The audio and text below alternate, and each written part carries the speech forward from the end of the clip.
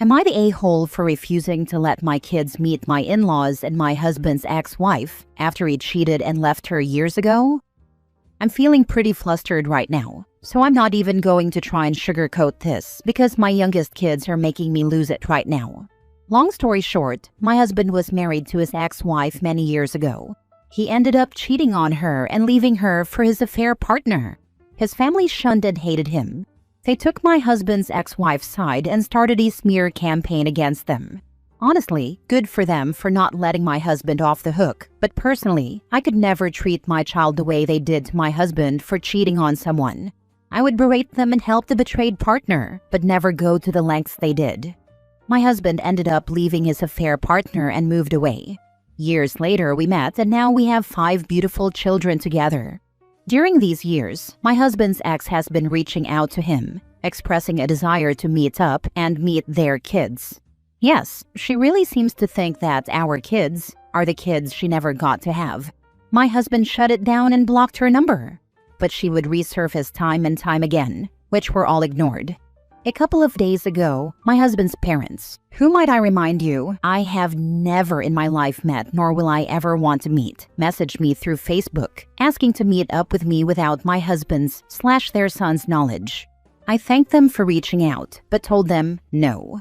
They then reached out to my 17-year-old daughter and her older brother and younger siblings, which they told us about after our 17-year-old daughter showed us the message and asked her to meet with them. My daughter didn't reply and told us a day later. Now they want to sue us for grandparent rights and told us that once they get their rights, they will be allowing my husband's ex, who, might I remind everyone again, doesn't even know my kids, around our kids because I took her only chance at motherhood away. Basically, my husband's ex and my in-laws are convinced that they have rights to my kids. Now, I know this might sound like a stupid question, hence my title, so my new question is, would I be the a-hole if I got a restraining order against these crazy people? Edit, his ex is infertile. Now for the top comments. Not the a-hole. Your kids, your rules. No one is entitled to a relationship with them, excluding you and your husband. Stay strong and protect your family. Thanks. What my husband did to his ex-wife was horrible and frankly disgusting. But come on, this is insane. My oldest child told me that when he got the message, he debated whether to respond or just not acknowledge it at all. He ended up blocking all 3 of their numbers. Good for you, baby. But you could have told us the second you got that message so that we could protect the younger ones. He understands 100%, which is good, but still. Weird that she wants to see her ex-husband and his kids if he treated her badly. If someone cheated on me, I'd leave them and not want to see them again. Not the a-hole. His mistakes in life shouldn't involve you or your children. It is super weird. My in-laws have also been encouraging this. I would have moved on a long time ago. I would not even keep in contact with my cheating ex-in-laws. What the heck? She really thinks that my kids should have been hers. Get a lawyer. Follow the lawyer's instructions. Everything else is just details. Of course. I'm not sure they have a shot in hell for grandparents' rights, seeing as they haven't even met the children. The purpose of grandparents' rights is when a parent rips away a relationship between the child and grandparents for no reason. That's what I said to my husband. They have no leg to stand on. Next story. Am I the a-hole for refusing to share part of my inheritance with my cousin, even though we were raised like siblings? I, 33 male, recently inherited a house from my grandfather. He passed away in January, and I was named the sole beneficiary in his will. Honestly, it wasn't a surprise. I was his primary caretaker for the last few years of his life, handling his appointments, paying his bills, and staying overnight when he got too weak to be alone. We were extremely close, and I really earned his trust. My cousin Jake, 34 male, and I grew up like brothers. Our moms are siblings, and we lived just a few blocks apart. Same school district, same sports teams, even shared birthday parties. So, I get why the inheritance caught him off guard. But here's the kicker. Jake wasn't around. Not just in the last few years, but pretty much ever. He moved to another state, barely called Grandpa, and when he did visit, it always felt rushed, like he was checking a box.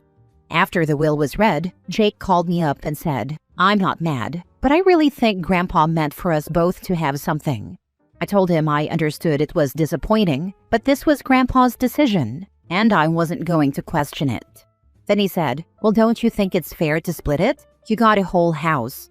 So I asked him flat out, would you have taken care of him, cleaned up after him when he had accidents, spent your weekends making sure he was comfortable and eating?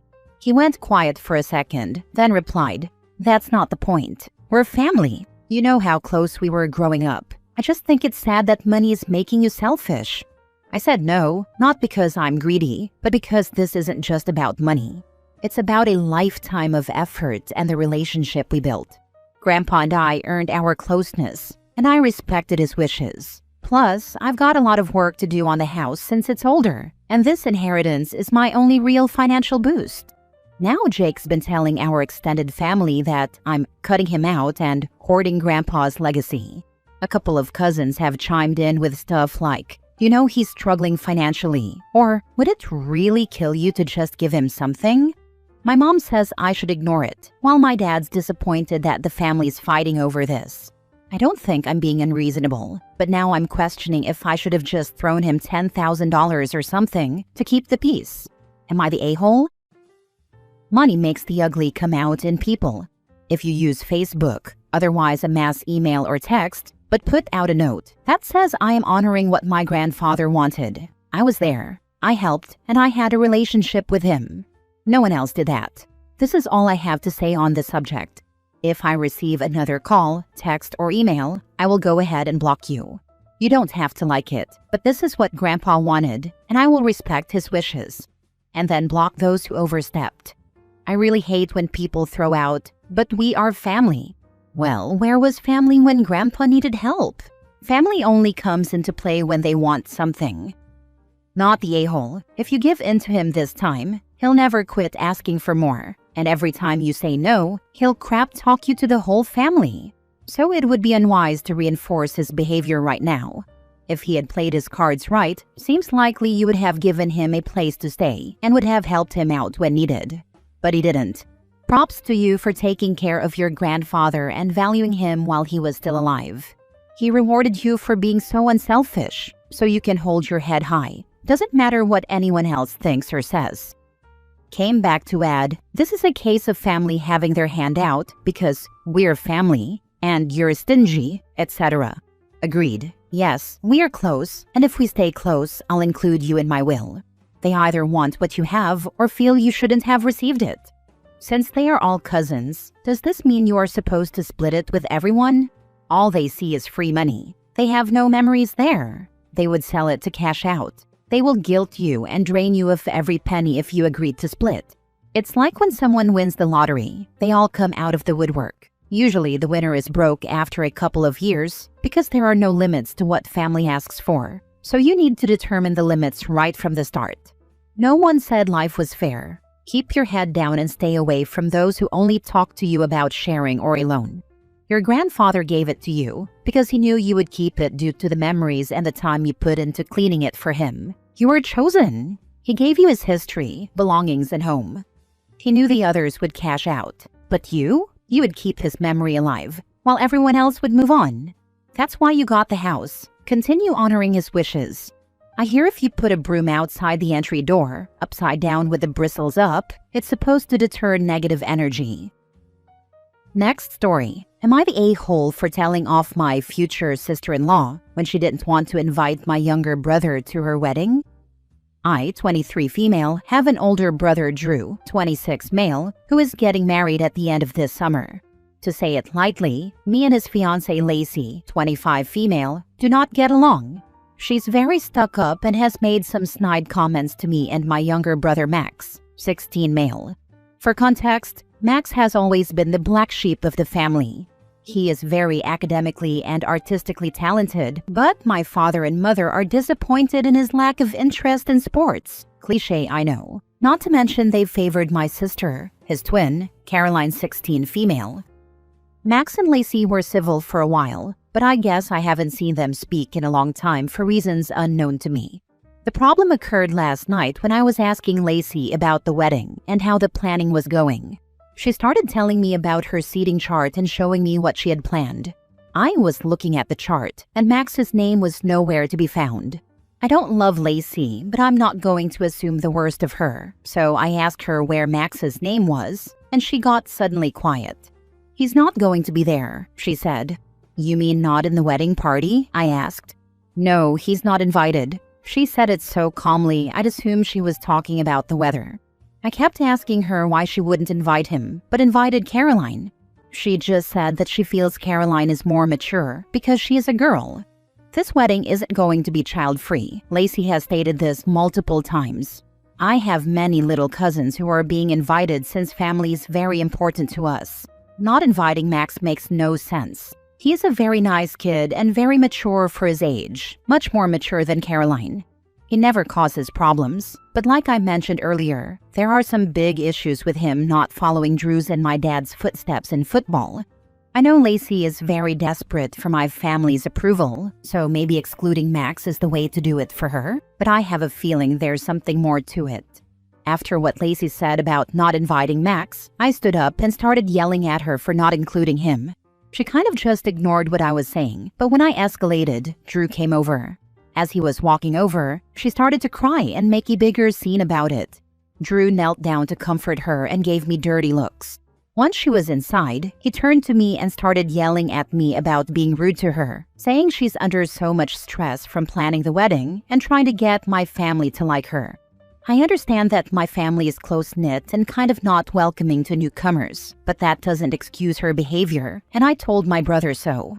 I asked him why he didn't want to invite Max, and he just told me to stay out of it. Classic move of his. He called me an a-hole for treating Lacey like that, then walked out. We haven't spoken since last night. I understand that yelling at her was a bit much and I could have handled the situation differently, but I am sick of seeing Max being left out and treated badly. I don't want to fight with Drew, but I'm standing my ground for Max's sake. Max also doesn't know about any of this yet, and I'm hesitant to tell him. My parents have stayed out of it so far, but Drew is still set on being mad at me. Am I the a-hole? Now for the top comments. Not the a-hole, but you're yelling at the wrong person. The person you should be having a go at is your older brother. He should be the one making sure Max is included. Frankly, if my family behaved like this, I would be standing in solidarity with Max, declining my wedding invitation and taking him on a nice day out the day of the wedding. This was my first thought. F them. Skip the wedding and go out with Max for a fun-filled day and evening, including turning off both of your phones so you don't have to listen to the barrage. But I would also be very petty and invite family and friends to come with us on this awesome time, not attending the a-hole's wedding. I would share it with all family. Many people have family members who are a-holes, but you know, they are your a-holes and they are still invited to the family functions and of course weddings. Drew is going above and beyond and needs to be called out and shamed for his behavior. Not the a-hole. Tell your parents and make them understand how it's unfair that Max is the only one not invited to the wedding in your whole family. Honestly, it doesn't even make sense considering that this isn't a child-free wedding, so the whole argument of Caroline being more mature than Max doesn't even hold up. Confront her with your parents and Max there. She doesn't need to include Max in the wedding party, but just not inviting him is a really low move. Make your brother understand this too. Hope y'all resolve this soon and Max also attends the wedding. That's what I was thinking too. I will try talking to them, but my parents have always been a little close-minded. Last story. Am I the a-hole for telling my mother-in-law I don't want her gifts anymore? So here's the thing. Every time she gives me something, anything, there's always a hidden jab. Like one time she gave me this expensive face cream. Cool, right? Except she goes, "This should help with those little wrinkles you're getting." I'm 27. I don't even have wrinkles. Another time she got me a cookbook. Sounds sweet until she says, "Maybe this will help your cooking taste a little more like real food." I swear I felt my soul leave my body. And she said it right in front of her son, my husband, and he just laughed like she made a funny little joke. But it's not funny. It's every single time. Every gift has a message: you're not good enough. You're not doing enough. You'll never be enough. I've tried to let it go. I tried smiling through it. I tried being polite. I even told myself, at least she's giving you something. But last weekend, she handed me this super fancy dress. I was stunned until she said, "Finally, something flattering. You really shouldn't wear those tight tops. You know your shape can't handle it." I just snapped. I looked her straight in the eye and said, "You know what? I don't need gifts that come with insults. Keep them." She gasped like I slapped her. My husband got mad and said I embarrassed his mom. Now she's playing victim, saying I threw her kindness back in her face. But is it really kindness if it makes me feel like crap every time? He thinks I overreacted, but I think I finally stood up for myself. But now everything's tense, like walking on eggshells level tense. So now I'm stuck questioning myself. Was I rude? Did I go too far? Am I the a-hole? You have a husband problem. He has allowed this and laughed along with his mean girl mom. Have you considered you married an a-hat and mother like son? You're right, it's becoming clearer that the issue isn't just with her. His silence and laughter say a lot, and it hurts more than I expected. Gift wrap him and give him back to her. Next time you marry him off, hopefully he will become a man, and not an extension of your horribleness. Laughing out loud. I don't know why, but I imagined OP gift wrapping her husband and then cramming him back up in that witch's snatch while saying, "And take back your gift to the world too." Not the a-hole. My late mother-in-law was like that, but usually did it when my husband was not around. However, even if I told him, he would not say anything. It harmed our marriage. However, her gifts were not always tied to insults. There were too many insults for that. Long story short, she did it in front of him when we were not in a good place, and we both let her have it. I decided to enforce boundaries that began with barely seeing her. She just could not understand why I was no longer around. Bless her heart. These things never come out perfectly, especially if we're holding back. Usually the expectation is for us to tolerate it, not care, move on, and smile through the whole thing. The moment we react, the attention is focused on how we reacted and how we could have handled it differently, not on the offense itself. You're not the a-hole. Talk to your husband. He's the one who needs to understand why what she was doing is wrong. It may take time. No one wants to realize their parent has been rude, especially if this has been normal for them for ages. Embrace the tension and do not apologize. If you apologize, it'll be very comfortable for them to confirm you're in the wrong and you overreacted. You did not.